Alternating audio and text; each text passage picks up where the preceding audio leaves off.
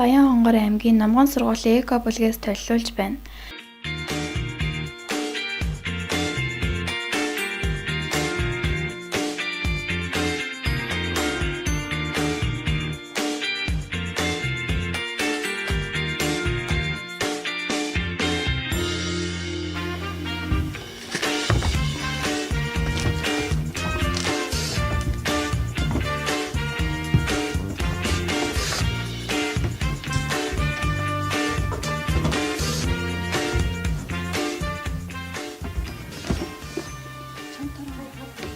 Удаага байгаа.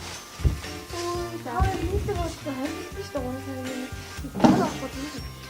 Тэгээд баярлалаа.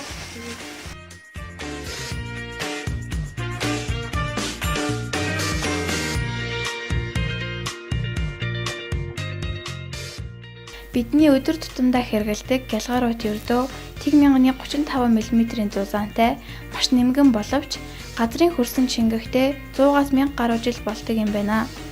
Нийлэг ут нь байгаль орчинд маш их хор хөнөөлтэй, задралгүй хог болж хүний эрүүл мэндэд ноцтой хор хохирол учруулдаг ажээ. Аймагтаа энэхүү эко торыг хэрэглээнд нэвтрүүлснээр байгаль дээлтэй бүтээгдэхүүн болж нутгийн ажилгүй иргэд ажлын байраар хангагдах, иргэдийг зөв ойлголттой болгоход гадныхан л хийдэг гэх бодлыг халж байгаа билээ. Нийслэлд ялгааруулнаас татгалзаж даавуур хэрэгэлцгээе.